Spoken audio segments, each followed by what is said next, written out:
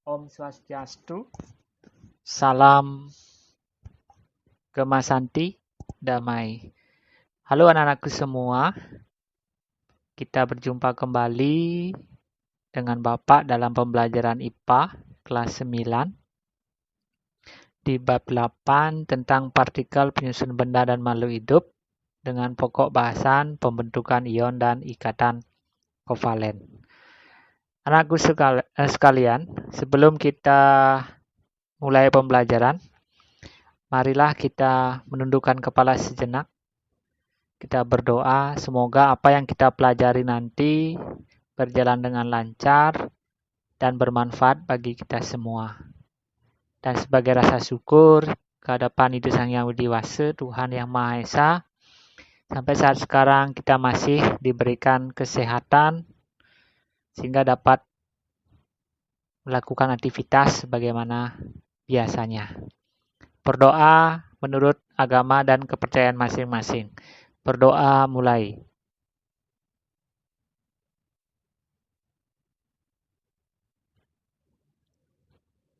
Berdoa selesai. Baik anak-anakku sekalian, jadi pada pertemuan ini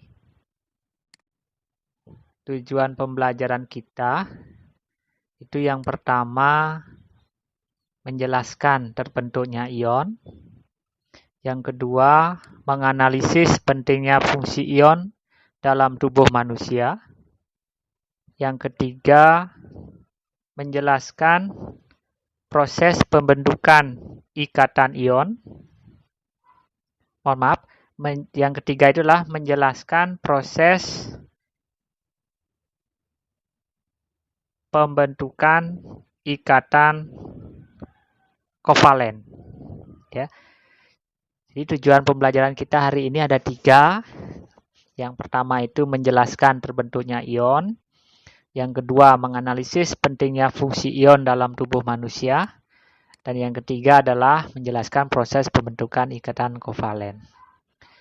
Nah, sebelum kita ke pembelajaran, Bapak ingin menanyakan tentang konfigurasi elektron. Mungkin anak-anak sudah pernah membaca atau sudah sempat membaca di buku siswanya. Jadi yang dinamakan konfigurasi elektron di sini adalah susunan elektron di dalam suatu atom. Kalau kita kaitkan dengan model atom Bohr, di mana Bohr berpendapat bahwa elektron selalu bergerak mengelilingi inti atom menurut tingkat-tingkat energi tertentu yang disebut sebagai kulit-kulit atom. Jadi menurut Bohr itu bahwa atom itu terdapat inti atom, di mana di inti ada proton dan neutronnya. Kemudian elektron selalu bergerak mengelilingi inti pada orbit-orbitnya. Nah, ini elektronnya bergerak pada orbitnya. Nah, atom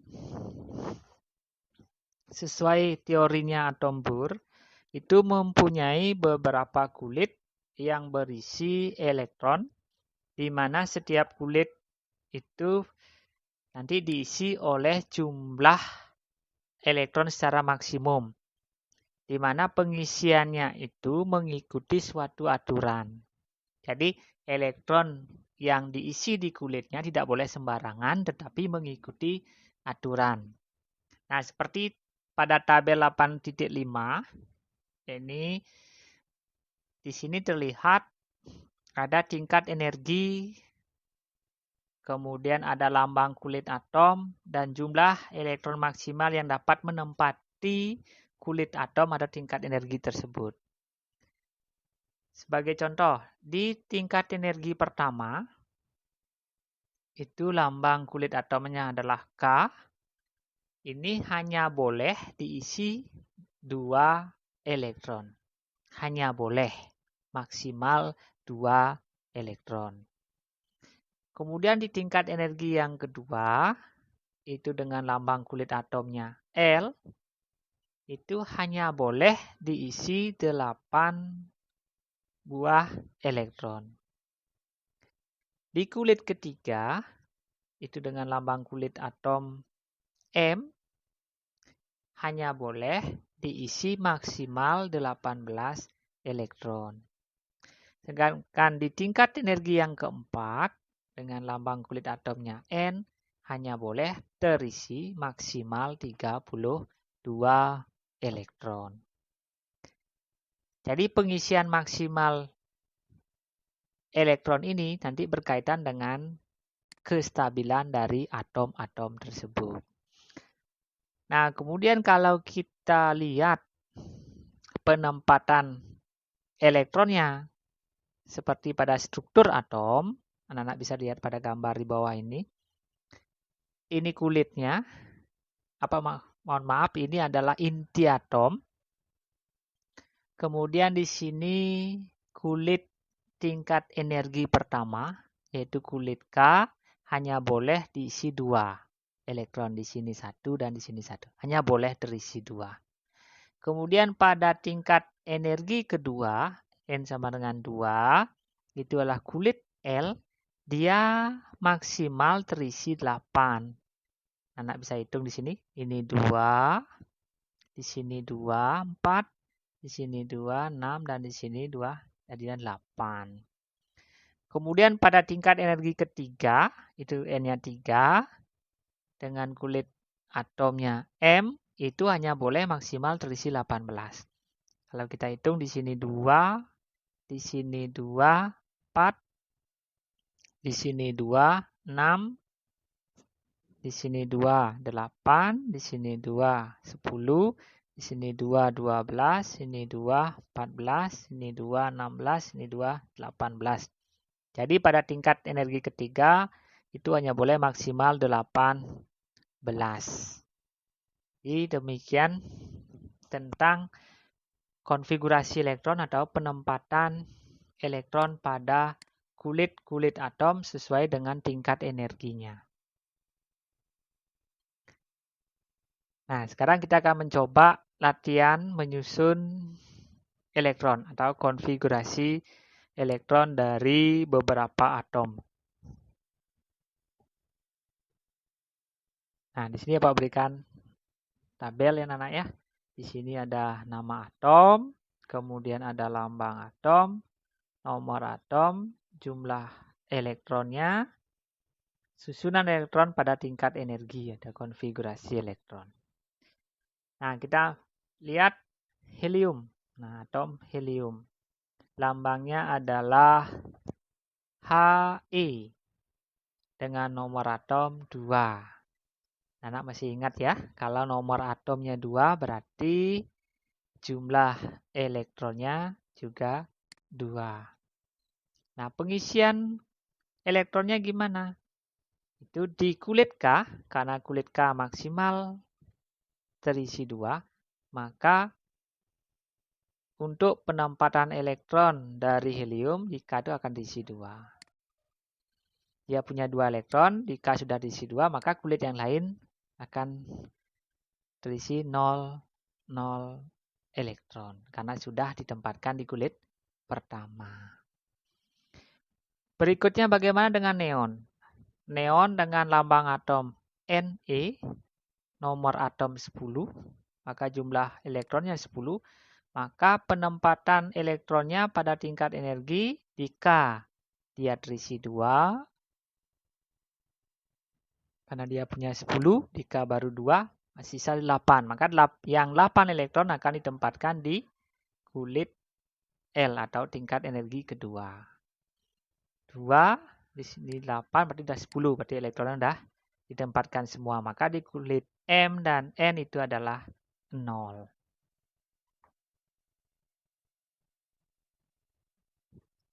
Bagaimana anak-anak? Kira-kira bisa dipahami?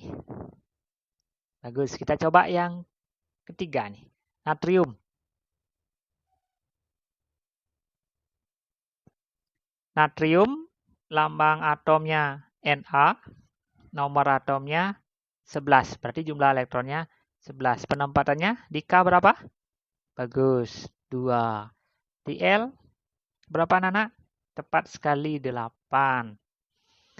Ini 2, 8 baru 10. Karena dia punya 11, berarti kurang lagi 1. Yang 1 akan ditempatkan di kulit M. Ya, yang N 0. Nah, ini konfigurasinya 2, 8, 1.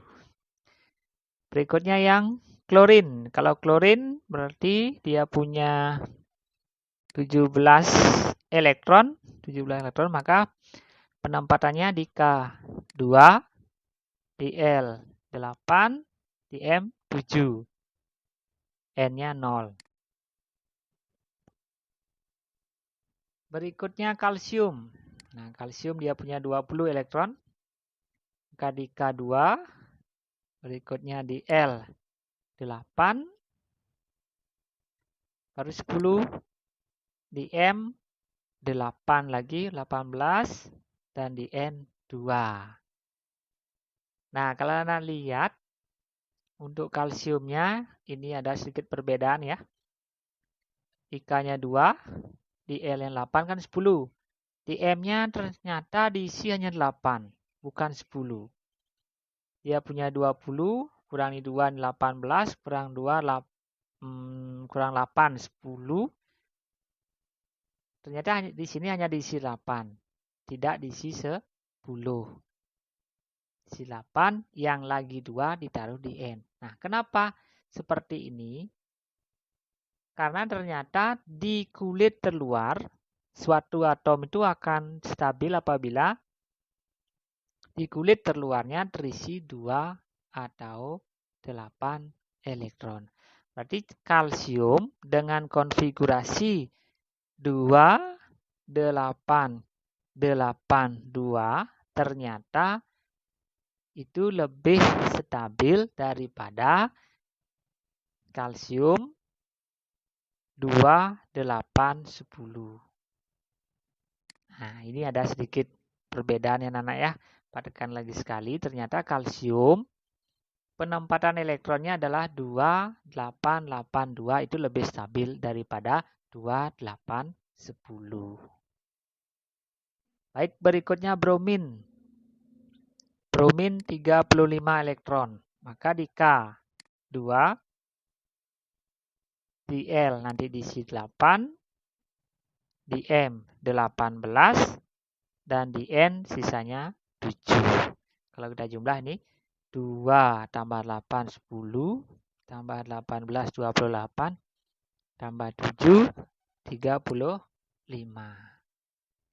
Yang terakhir kripton yang jumlah elektronnya 36, maka di K2, di L8 baru 10, di M nanti diisi 18, dan N8.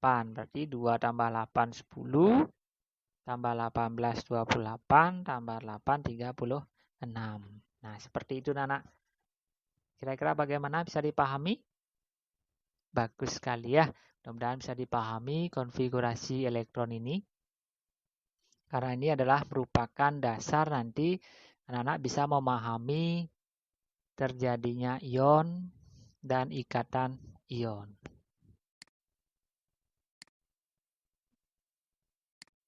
Nah, kemudian apa, lanjutkan ke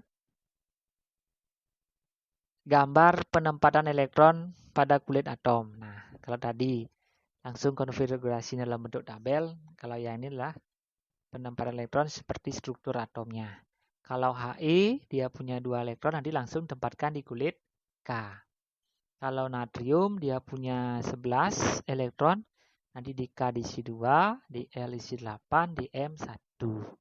Cl punya 17, di K diisi 2, di L diisi 8, di M diisi 7, seperti itu. Jadi ini konfigurasi elektron secara strukturnya.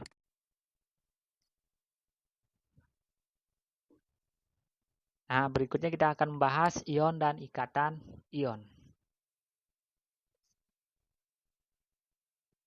Jadi atom-atom yang ada di alam yang memiliki nomor atom 1 sampai 18 akan berada dalam keadaan stabil bila kulit atom terluarnya itu berisi 2 elektron atau 8 elektron. Jadi elektron-elektron yang nomor atomnya 1 sampai dengan 18 itu akan berada dalam keadaan stabil apabila di kulit terluarnya berisi 2 elektron atau 8 elektron. Nah, lalu bagaimana jika suatu atom itu di kulit terluarnya elektronnya berisi kurang dari 2 atau kurang dari 8? Nah, kita akan bicarakan sekarang. Sebagai contoh misalnya, natrium. Anak ketahui natrium itu mempunyai nomor atom 11. Berarti jumlah elektronnya adalah 11. Kalau kita lihat konfigurasi elektronnya itu di K terisi 2, di L8 dan M1. Berarti di kulit terluar dari natrium itu hanya berisi 1. Karena 1 itu kurang dari 2, berarti natrium ini tidak dikatakan tidak stabil. Nah, supaya bisa stabil, apa yang dilakukan? Maka atom natrium nanti akan melepaskan 1 elektronnya yang berada di kulit M, sehingga di kulit terluarnya nanti tetap ada 8 elektron. Jadi 1 elektron di kulit terluar, karena dia tidak stabil, akan dilepaskan oleh natrium, sehingga nanti di kulit terluarnya hanya ada 8. Itu yang dilakukan oleh natriumnya. Sehingga nanti karena dia melepaskan 1 elektron, maka natrium nanti akan bermuatan positif. Nah, karena dia melepaskan 1 elektronnya, maka natrium ini akan bermuatan positif dan sering disebut dengan kation atau ion bermuatan positif. Nah, sebaliknya pada atom klorin anak-anak. Pada atom klorin dengan nomor atom 17, itu konfigurasinya adalah K-nya 2, L-nya 8, dan M-nya 7. Kalau kita lihat, di kulit terluar dari klorin itu hanya berisi 7. Berarti ini kurang dari 8. Jadi klorin juga tidak stabil. Nah, supaya dia stabil bagaimana? Maka klorin akan menangkap, agar atom klorin ini dia stabil, maka klorin ini akan menangkap 1 elektron dari atom lain agar kulit atomnya berjumlah 8 yang terluarnya. Yang awalnya dia 7, tidak stabil. Supaya menjadi stabil, dia harus menangkap 1 elektron. Supaya di kulit terluar berisi 8. Nah, saat dia menangkap elektron, itulah nanti baru dia dalam keadaan stabil. Nah, karena atom klorin ini menerima 1 elektron, maka pada atom klorin akan kelebihan muatan negatif, sehingga menjadi bermuatan negatif 1. Atau ditulis Cl negatif 1. Yang sering disebut dengan anion atau ion bermuatan negatif. Nah, dari apa yang Bapak jelaskan tadi, dapat Bapak simpulkan bahwa ion itu sendiri sebenarnya atom yang bermuatan listrik. Nah, kenapa atom itu bisa bermuatan listrik? Tidak lain alasannya adalah karena atom itu menginginkan suatu kestabilan.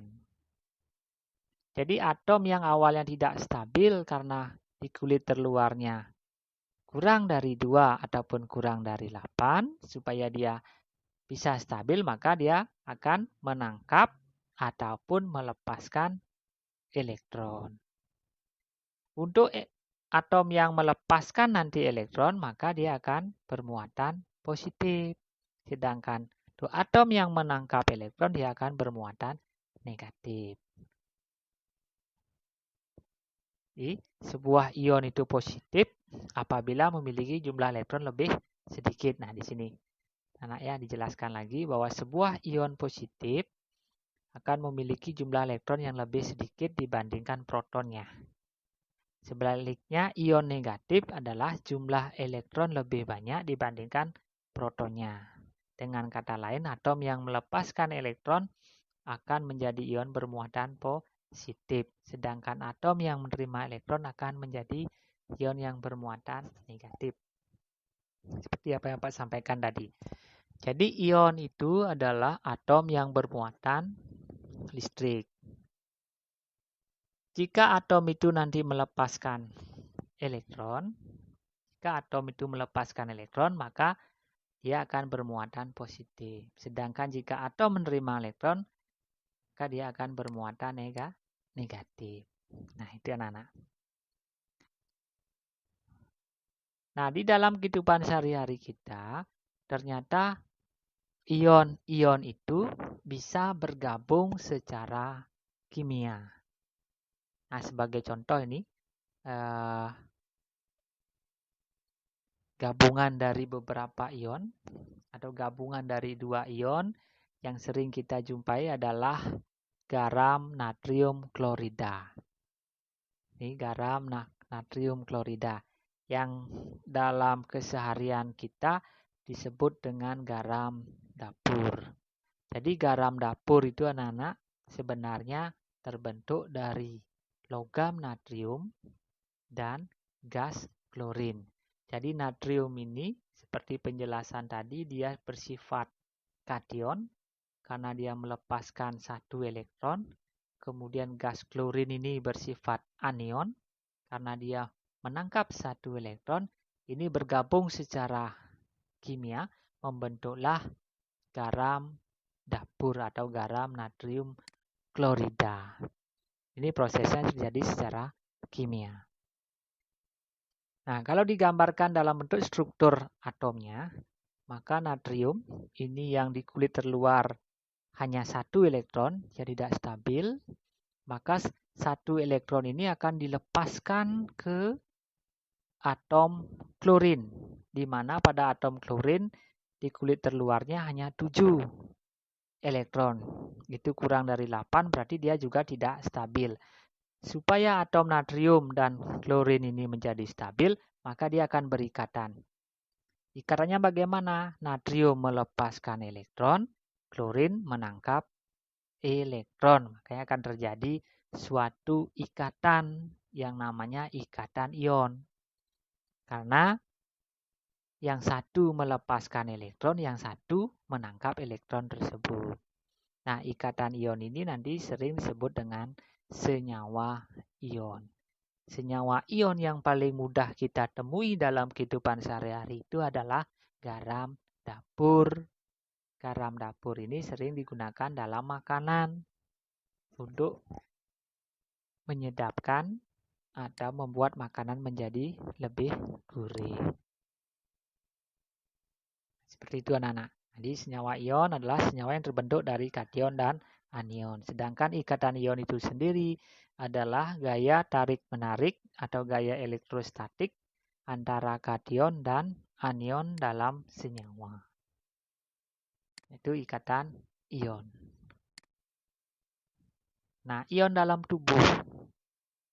Ternyata dalam tubuh kita itu banyak ion anak-anak. Dalam tubuh kita banyak sekali terdapat ion. Salah satunya ada ion kalium, ada ion kalsium, ada ion magnesium, ion klorida, ion karbonat, dan ion hidrogen karbonat. Sebenarnya dari mana ion-ion ini berasal? Ion-ion ini berasal dari makanan atau minuman yang kita konsumsi. Terus, apa kegunaannya dalam tubuh kita? Jadi ketika anak-anak beraktivitas yang berat seperti berlari atau bermain sepak bola, maka ion-ion yang ada dalam tubuh akan dikeluarkan bersama keringat. Nah, dengan dikeluarkannya keringat ini, maka tubuh kita akan merasa lelah karena kekurangan ion. Sehingga kalau anak-anak sering habis berlari atau bermain sepak bola, pasti tubuhnya merasa lelah dan sering merasa haus. karena cairan kita banyak yang keluar. Nah, untuk memenuhi kebutuhan ion itu lagi, maka kita harus minum ataupun makan. Jadi kegunaan ion dalam tubuh kita itu adalah sebagai sumber tenaga sebenarnya untuk beraktivitas. Itu anak kegunaan ion dalam tubuh kita. Kemudian apa lanjutkan tentang ikatan kovalen. Seperti penjelasan Bapak tadi bahwa atom di alam itu cenderung dia ingin berada dalam kestabilan. Untuk berada dalam kestabilan, jadi atom itu tadi bisa dia melepaskan elektron ataupun bisa menangkap elektron untuk berada dalam kestabilan.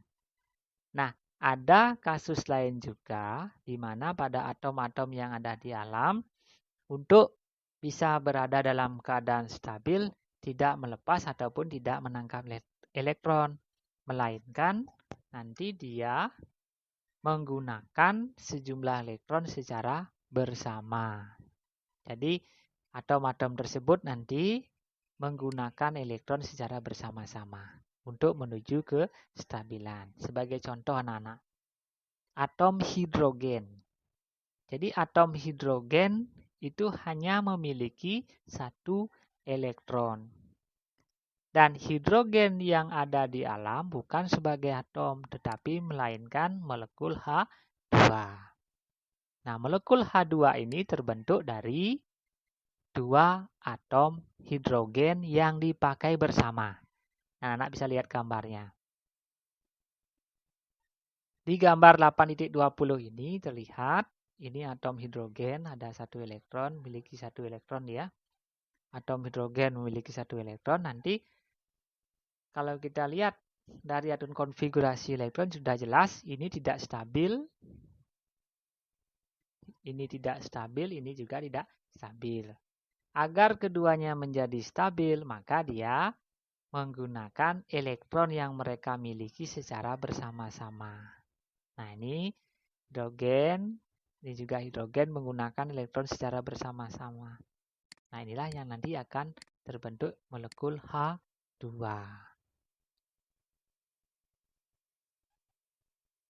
Nah, peristiwa serupa juga terjadi pada atom klorin, di mana atom klorin itu di kulit terluarnya hanya memiliki 7 elektron. Nah, sesuai aturan konfigurasi elektronnya, maka atom klorin ini tidak stabil. Supaya dia stabil bagaimana? Dia akan menggunakan atomnya secara bersama-sama. Dia menggunakan satu atom secara bersama-sama, sehingga nanti di kulit terluar, pada kulit M, atom Cl itu memiliki 8. Nah, ini gambarnya Nana, bisa Nana lihat. Awalnya Cl dia punya 7, yang warna kuning ini 7 berarti tidak stabil. Kemudian yang warna merah awalnya juga 7, juga tidak stabil. Untuk bisa stabil maka dia menggunakan bersama-sama elektronnya. Satu elektron digunakan bersama-sama. Sehingga ini nanti jadinya 8, ini juga jadinya adalah 8. Terbentuknya molekul Cl2. Itu lebih stabil berada di alam. Nah, pembentukan ikatan kimia melalui penggunaan elektron secara bersama oleh dua atom inilah disebut dengan ikatan kovalen.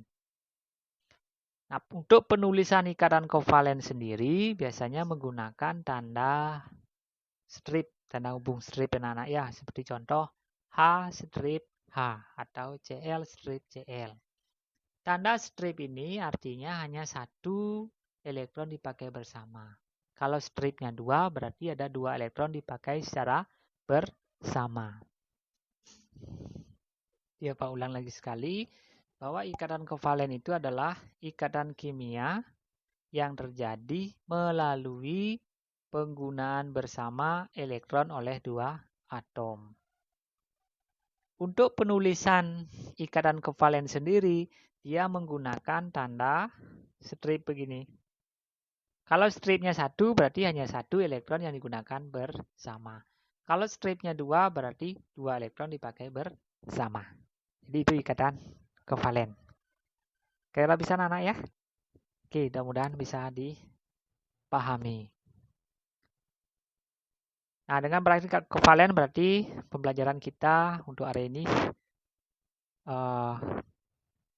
berakhir. Maka kesimpulan dari pembelajaran kita adalah yang pertama, ion adalah atom yang bermuatan listrik yang diakibatkan atom melepaskan atau menerima elektron untuk berada dalam kestabilan, itu ion. Jadi ion itu adalah atom yang bermuatan listrik yang diakibatkan atom melepaskan atau menerima elektron untuk berada dalam kestabilan. Yang kedua, ion itu ada dua, ada ion bermuatan positif yang disebut kation dan ion bermuatan negatif. Yang ketiga, ikatan ion adalah gaya tarik-menarik atau gaya elektrostatik antara kation dan anion dalam senyawa. Yang keempat, ion-ion dalam tubuh berfungsi untuk memberikan tenaga pada kita untuk bisa beraktivitas. Kekurangan ion dapat digantikan dari ion-ion yang terdapat pada makanan dan minuman. Itu kegunaan ion bagi tubuh. Dan yang terakhir, ikatan kovalen terbentuk dari pemakaian elektron bersama dari atom-atom untuk mencapai kestabilan. Jadi demikian anak kesimpulan kita. Nah, dengan kesimpulan itu berarti untuk hari ini pertemuan ini Bapak cukupkan. Selamat belajar, kemudian semoga sukses dan selalu ingat 3M. Di mana selalu pakai masker, mencuci tangan dan menjauhi kerumunan. Bapak akhiri dengan Parama Santi. Om Santi Santi Santi. Om, salam Gema Santi.